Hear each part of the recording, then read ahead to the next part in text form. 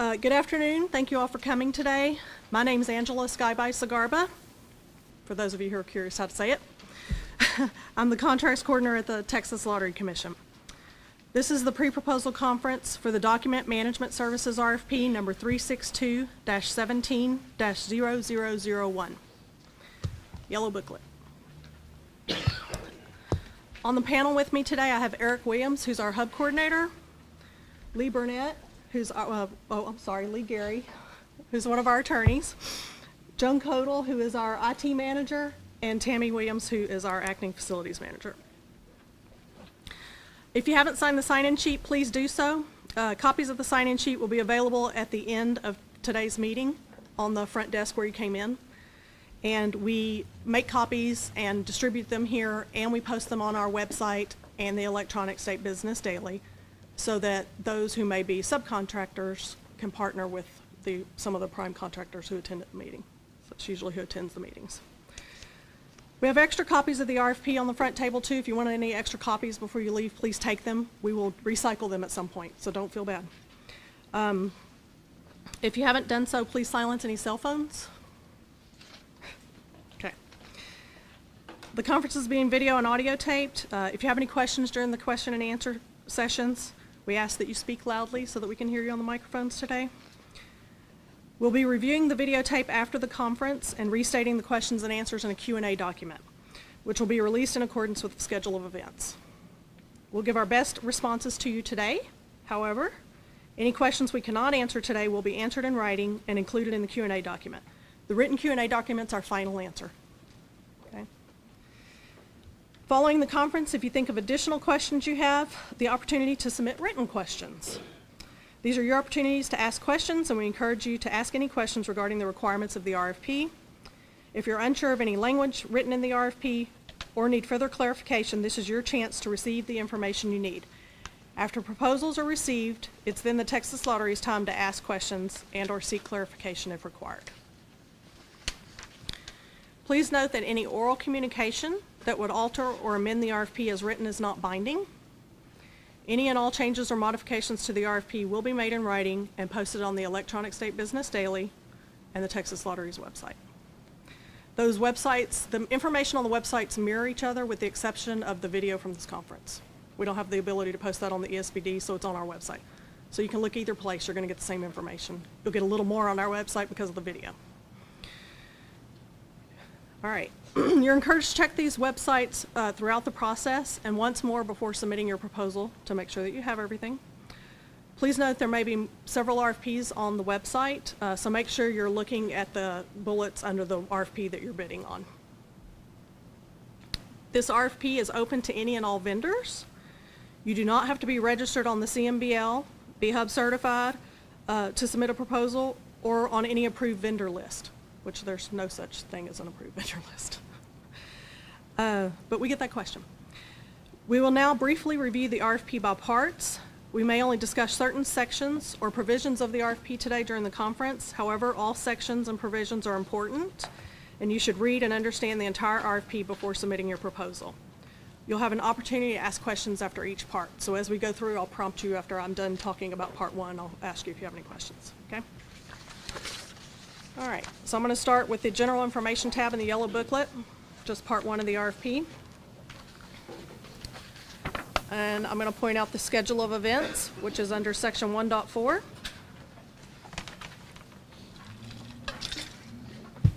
This section includes critical dates for the procurement. If there are any changes to the dates up to the deadline of the proposals, an amendment will be posted on the ESBD and the Texas Lottery Commission's website. That amendment could be in Q&A at the bottom of the Q&A document. Okay.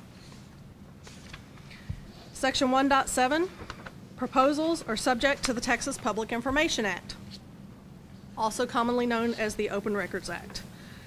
We're a state agency and subject to this act. During the procurement process, we will not release any information contained in your proposal or regarding the RFP. However, after a contract's awarded, your entire proposal is subject to this act and considered public information. If there's any information in your proposal that's confidential and exempt from disclosure under the Public Information Act, you must mark it confidential. Examples of confidential information may be financial information or information that's trade secret or proprietary. It's important that you mark every applicable page and/or section that you consider confidential, and if possible, mark which exception under the Texas Public Information Act it falls under. There are very limited exceptions that speak to proposals and RFPs. The Public Information Act is located under the Texas Government Code, Chapter 552, and the Office of the Attorney General has this handy-dandy handbook that talks about all the exceptions on their website. If you can find it, because their websites, you got to dig. Got to dig under the publications, I think. So if you have any information you consider confidential, then you need to respond to Section 1.7, list the information, include a brief commentary or justification in addition to marking the individual sections and pages. Okay? That's all I'm going to point out in Part 1. Are there any questions on Part 1? Oh? Okay. I'm going to move on to Part 2, which is the proposal process. As stated in Section 2.1, I'm the sole point of contact for the RFP. Any questions should be directed to me, including any hub questions. Section 2.4, inquiries should be submitted by email by the deadline and the schedule of events. We're moving away from fax. I know it says you can fax them in too, but email's preferred. Some people don't even have faxes anymore, so we're coming up with the times, I think. Responses to the inquiries will be posted on the websites in accordance with the schedule of events. Section 2.5, the proposal must be submitted in the format prescribed in this section. You need to submit 1 original and 9 copies. The original proposal should be clearly marked as the original. So mark the outside of the binder original so it's easily seen. Be sure that your proposal contains responses to all sections and parts of the RFP, and that your proposal numbering corresponds with that of the RFP. So for our section 1.1, you need to respond 1.1. With me saying 1.1, you can blanket response 1, 2, and 3. So you can say we accept everything in 1, 2, and 3 if you want, and that captures those. However, parts 4 and 6 require the section-by-section response. So for our 4.1, you need to have a 4.1 responding to all the information we're requesting in 4.1. For Part 5, which is the hub subcontracting plan, you need to complete and submit 1 original and 2 copies of the HSP. So those can be separately included in your packet. Section 2.5.4, the proposer's commitment is attachment A, and the background information certification is attachment D1. These must be signed by an officer or agent of the proposer with the authority to contractually bind the proposer, and the original attachments must be included in the original proposal. Section 2.5.7, you're required to submit an electronic copy on CD, thumb drives are also acceptable, of the text portion of your proposal, excluding your cost. Do not include cost on your CD or thumb drive. Section 2.5.8, please note that copyrighted proposals are unacceptable and may be rejected. We see that commonly on the front page because people don't think about it. We will come back and ask you, so please do not do that. Section 2.6 covers the format and the contents for which your proposal must be organized. You will need to include a letter of transmittal, an executive summary, your section-by-section response, Part 4 and 6, your sealed cost proposal, which is an attachment to the original proposal only, so that should be in a separately sealed envelope that's in the original proposal only. Your proposer's commitment, which is attachment A, and your background information certification, which is attachment D1. All right. Section 2.7, your letter of transmittal should state that the proposal is valid for 180 days, an overview of why your company is most qualified, and include a statement accepting the terms and conditions in Part 3 or any exceptions to such. Section 2.8, the executive summary, should be a full and concise summary and not exceed 5 pages. And I'm talking normal page. So we get some pages. So, all right. Let's see. Section 2.10, your cost proposal, again, this must be in the format included in Attachment H. So we have a specific format in Attachment H that everybody needs to use. Again, it needs to be in a separately sealed envelope as an attachment to the original proposal only. Disclosure of cost in the body of the written proposal is cause for disqualification. So don't put your cost anywhere else. The sealed envelope should contain only the cost proposal. Do not include any marketing materials or other substantive information in your sealed cost proposal. This cost proposal is not opened until after the proposal is scored on its technical merit. Therefore, this information would not be seen by the evaluation committee. Okay. Section 2.11, proposers may submit only one proposal and one cost proposal. Can't hedge your bets. Section 2.12, any RFP changes, modifications, or cancellation will be posted on the websites. Section 2.15, proposal evaluation. The scoring matrix included in the RFP is attachment G, and it'll be used for evaluation of proposals in response to the RFP. Please note there are two pass-fail categories, the hub subcontracting plan and the financial analysis. So you need to respond to that information. Your proposal essentially goes through 4 phases once it's submitted to the lottery. We do an initial assessment for compliance and completeness. We're making sure that it has everything in it it's supposed to have. Then it's reviewed for financial analysis and the hub subcontracting plan. Then if you pass both of those, then it goes on for review for its technical merit by the evaluation committee. Once they have completed their technical evaluation and scored on that, the cost proposal is opened and reviewed. Okay? If at any given time your proposal is disqualified, you'll receive notice stating such. Are there any questions on Part 2? Nope. Okay, you can do backsies if you have a question on a part we've already covered. All right, Part 3, contractual terms and conditions. This part describes the terms and conditions which apply to the procurement process and which will become part of the contract executed pursuant to the RFP. Please read over this entire RFP document to ensure that you fully understand and will comply with all the provisions. Any exceptions to the RFP should be clearly stated in the letter of transmittal, providing specific and detailed reasons for each exception, together with any suggested alternative language. So this is the part I tell people, have your attorneys and or your contracts department read. Okay? That's all I'm going to say about Part 3. Are there any questions on Part 3? Okay. Moving on to Part 4. Required information. Sections 4.1 to 4.4 are brief in the RFP. However, they require you to gather, compile, and submit a great deal of detailed documentation. Please read these sections thoroughly and provide all information in your section-by-section response. So you might treat those pages kind of like a checklist to make sure you're submitting something in response to each one of these. While ours may only be 2 pages in the RFP, yours could be 10 pages in response, okay? Make sure you're getting all that information. Section 4.5 is the conflict of interest. In this section, you're asked to disclose any actual, potential, and or perceived conflicts of interest. Please review this section thoroughly so that you can make any disclosures. We want to hear it from you.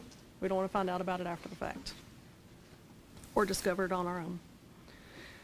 Section 4.6 is financial soundness. The Texas Lottery does a thorough financial analysis of all proposals. Remember, that's your second hurdle.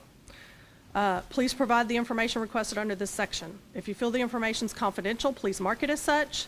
This is a pass-fail category on the scoring matrix, so it's critical that you provide the information requested. You can submit this information several different ways when you read that section, but if you don't submit any information and you refuse to, you're disqualified. Okay? So make sure you submit that information. All right, Section 4.7, background investigations. We reserve the right to conduct an in-depth background investigation on the apparent successful proposer, so that would be your business entity. Section 4.7.2, the background would be conducted on the contractually defined vendor principles. those who will be directly involved in selling or leasing the goods or performing the services subject to the RFP or the resulting contract. So we might not do every partner or shareholder, but we will do those who go up the chain under this contract, okay? Section 4.7.3, background investigations may be conducted on vendor employees who meet one or more of the criteria under this section. And employees under this RFP or contract will be going through a background, okay? Because they have badges to our building. The apparent successful proposer will be required to complete all the forms in attachment E of the RFP by the prescribed time after the written announcement of the apparent successful proposer by the Texas Lottery. So if I prompt you later on, if you're the apparent successful proposer, and I say you now need to submit these background forms, then you'll need to submit them.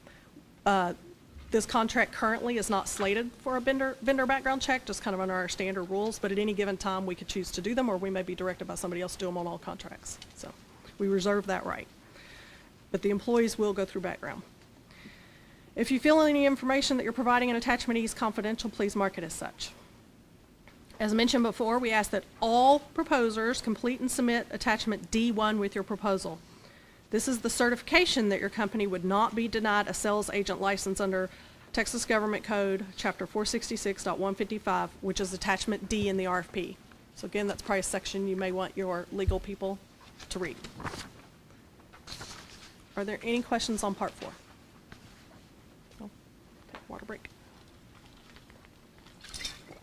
All right. Part 5 of the RFP is the hub subcontracting plan. Some of you who may be familiar with the agency may remember Joyce Bertolacini. She was our hub coordinator before, and she recently retired last summer. She was luckier than some of us. She got to go. Eric's our new hub coordinator.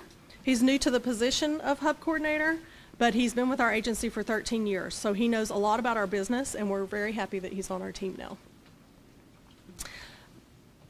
One thing I'd like to bring your attention to in the red booklet that we gave out front, which was new to you today, the Comptroller of Public Accounts updated their hub rules, all of their rules apparently, on Tuesday, 2 days ago. So we have printed the new rule and slipped it into the red booklet that you have, okay?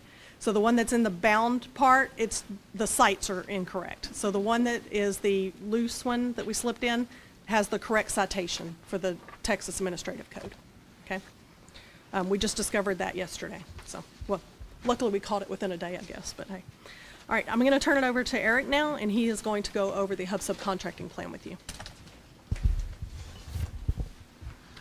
Good afternoon. My name is Eric Williams.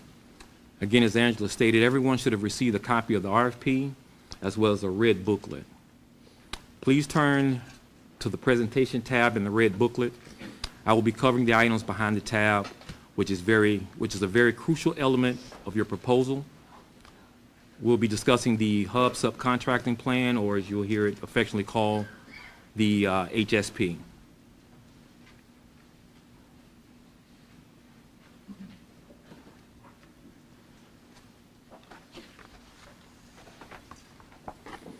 If you're not the person preparing the HSP, please be sure to relay this information to that person and recommend they watch the video. The HSP is a subcontracting plan that is used to identify both hub and non-hub subcontractors that will be utilized under the awarded contract.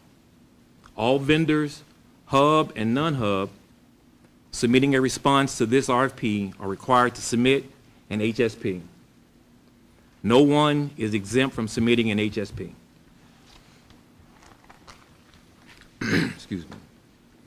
The HSP is a pass-fail element of the RFP. No evaluation points are given for this HSP. All proposals must submit an HSP with their proposal regardless if you are subcontracting or not. Proposals that do not include an HSP shall be rejected and will not be evaluated. Also, if it's determined that your HSP, proposals that do not include an HSP shall be rejected and will not be evaluated. If it is determined that if it is determined that you submitted an HSP and it has failed, your proposal will not be further evaluated.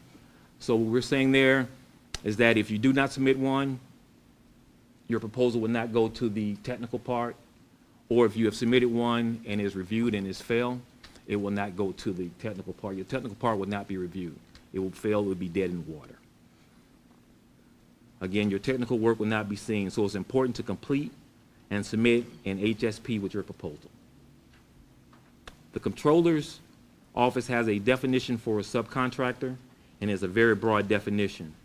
Their definition is a person who contracts with a successful proposal to work, to supply commodities, to contribute toward completing the work for the Texas Lottery. In other words, if you're paying someone and they are not an employee on your payroll, they are very likely a subcontractor under this definition. If you are capable of fulfilling the entire contract with your own equipment, supplies, materials, and/or employees, we consider that to be self-performance. You are not required to subcontract, but must still complete and submit an HSP form. Keep in mind that a pre-existing subcontracting relationship is considered subcontracting, in which case you cannot claim self-performance. For all those who are self-performing, you would check no on Section 2 of the HSP form and complete Section 3 with your justification for your self-performance, and complete Section 4, which is signing and dating. This becomes your HSP to submit with your proposal. If you're not self-performing, then you will need to proceed with the good faith effort of the HSP. We have identified potential opportunities to subcontract in Section 5.5.1 of the RFP. These areas may or may not be subcontracted, depending on how your company conducts its business. You are not limited to the list in the RFP. However, if you intend to subcontract any portion of the contract and is not listed, you are responsible for identifying it in your hub subcontracting plan, in your submission. The good faith effort methods are for those proposers who intend to subcontract any portion of the contract. They may indicate on the HSP form that they intend to subcontract and must perform one of the following 3 good faith effort methods. The goal of this good faith effort is to actively involve hubs in the Texas procurement process and ensure they receive a fair share of state business. The optional quick checklist will help you determine which one of these methods should be used. Method A1, using 100% hub subcontractors. Proposer will use only Texas certified hubs for all subcontracting opportunities identified in their HSP. Method A2, meeting the specified contract goal. The goal for this contract is 21.10% as stated in Section 5.4.1. Proposal will use Texas certified hubs with whom the proposer has contracted for 5 years or less in an aggregate percentage that meets this specific contract goal. This means 21.10% of the total that we would pay you for the contracted services. Method B, good faith effort outreach. Proposal will perform good faith effort outreach by contacting at least 3 Texas certified hubs and 2 trade organizations or development centers that serve members of the hub groups for each identified subcontracting opportunity. This method requires allowing 7 working days for vendors to respond to your notice. Proposers using this method must perform outreach even for areas where a proposer has a pre-existing or exclusive subcontracting relationship that will be used in performance of this contract. Okay. HSP evaluation process. The agency will review and evaluate the HSP and supporting documentation. The agency may request clarification if necessary. There are no evaluation points assigned to the HSP. It is strictly a pass-fail element. If it is determined that your HSP has failed, your proposal will not be evaluated. To assist you with the HSP, the Texas Lottery provides the following resources and assistance. This pre-proposal conference video and booklet will be posted on the agency website. Any HSP quick checklist, an HSP quick checklist is included in the RFP as well as the red booklet. You have the opportunity to submit written HSP questions. HSP questions can be submitted up until the date of the submission of your proposal. However, keep in mind that you may not have time to cure any deficiencies with your plan. You are encouraged to start working on your plan right away to give yourself plenty of time.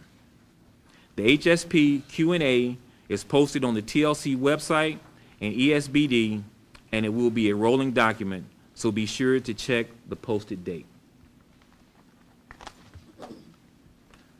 Post-contract award. Any proposed changes to the HSP must be submitted for review and approval by the agency.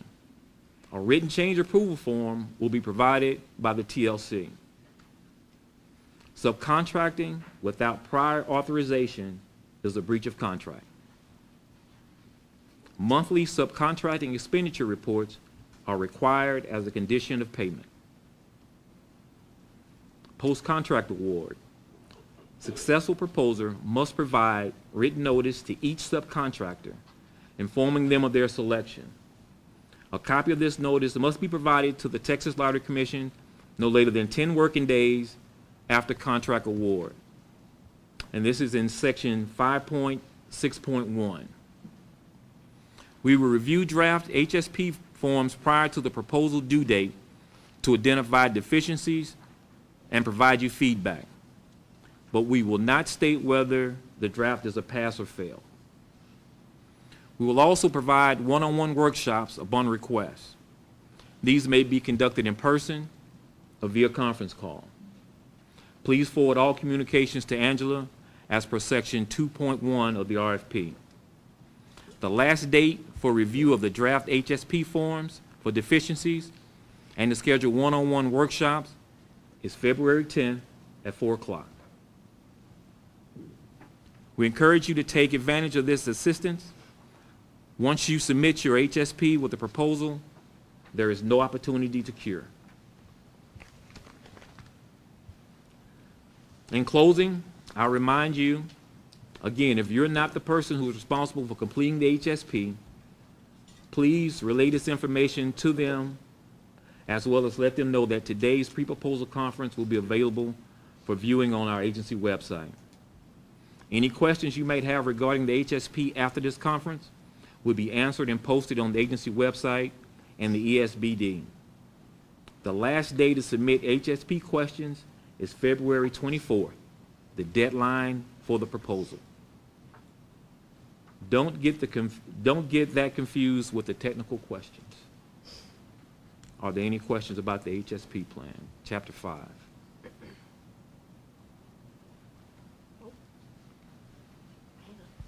Y'all are easy. Okay. Just to follow up on one thing Eric said, the HSP Q&A is a running document, and that means that if we had 4 questions and then we received 2 more and now we have 6 questions, we're going to basically pull that document down and replace it each time on the website. So you're going to need to, on our website, you can look at the link because we always put the date that's posted so you'll know if the date's changed. But on the ESBD, you may not necessarily know that. So you're going to have to click on that same attachment every time to make sure, to see, are there more questions than what you saw last time. We're limited to how many documents we can put on the ESBD. So if we get a hub, we've gone through this reiteration 5 times on the hub subcontracting plan, we may not have enough space on the ESBD to post our stuff. So if it's posted on the ESBD, say, for example, as attachment 3, it'll be attachment 3 every time, okay? But it will be pulled down and replaced. So be sure to check that Q&A document on the hub subcontracting plan often. very often people have the same questions or similar questions, and so your answer may already be out there, okay? So, no questions on Part 5, Hub Subcontracting? Is everybody familiar with that plan? Okay. All right, you'll have questions. We do encourage you to set a one-on-one workshop because we go into a lot more detail in those workshops. So we help you, basically we'll guide you through the processes. Sometimes people aren't really sure which method may apply to them. We can, we'll go over each one so that you fully understand it. So I encourage you to ask for that and submit questions. Questions on the HSP will take any time, but as Eric said, you may not have the opportunity to cure.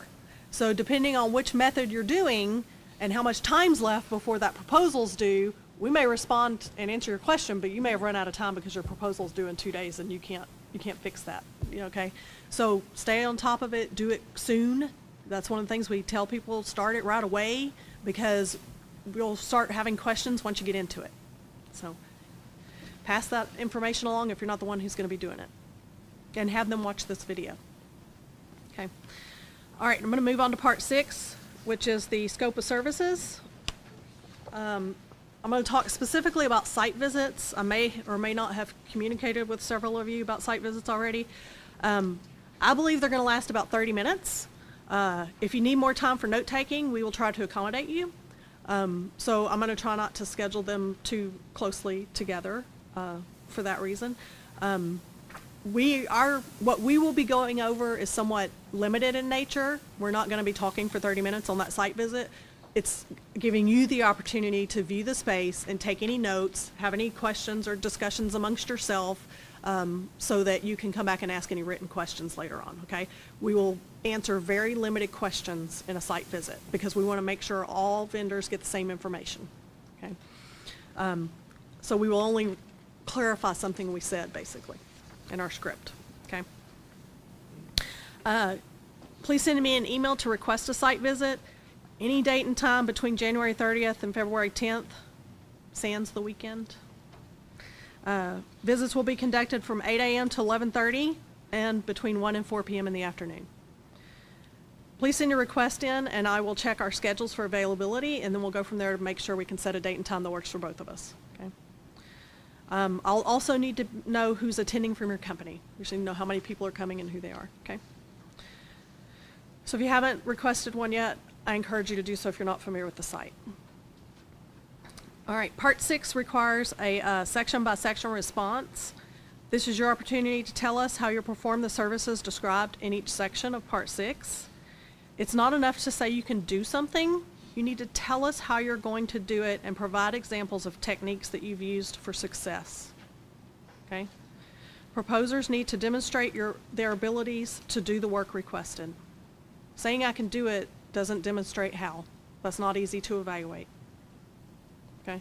So make sure that you're giving examples and things that we can go off of. Okay? That's all I'm going to say on Part 6. Are there any questions on Part 6? No? Y'all really are easy. Okay, if you don't ask any questions today, your next opportunity is written questions. So, all right, I'm going to go over a few final reminders. If you have a question, raise your hand and I'll stop. Okay? All scope of services questions must be submitted in writing via email to me by the deadline in the schedule of events. You can submit multiple sets, okay? So you don't have to compile them all at once, and if you have follow-ups, just get them in before the deadline, okay? So even if you send 2 emails or 3 emails with questions, that's okay, we'll answer them. But get them in before the deadline. If you come in at 4:01, we can't answer it, okay? Scope of services questions that are not submitted in writing by the time and date specified will not be answered. No exceptions. If you have a question on the RFP process, you can contact me and I may be able to respond. Don't hesitate to ask that. Now I'm really talking about Part 2 in the RFP now, how to submit something. But sometimes people are unclear if it's a technical question or kind of a process question. So you can ask me and I'll either answer it if it's a process question or I'll tell you, no, that's really a technical question. So make note of all the dates in the schedule of events so that you know. Again, check for any amendments on the website. You're responsible for checking the websites for all notices, amendments, and the question and answer document regarding the RFP. We don't have any direct communication with you on those, okay? So our websites are our way of communicating with the vendors. Prior to submission of your proposal, please review the entire RFP carefully to ensure that you submit all the required information and documentation that's needed. Okay. One more time, any questions? Going once, twice, no? Okay. You're welcome to network with each other, and thank you for attending today. We have sign-in sheets in the back, or on the front desk when you leave if you want them.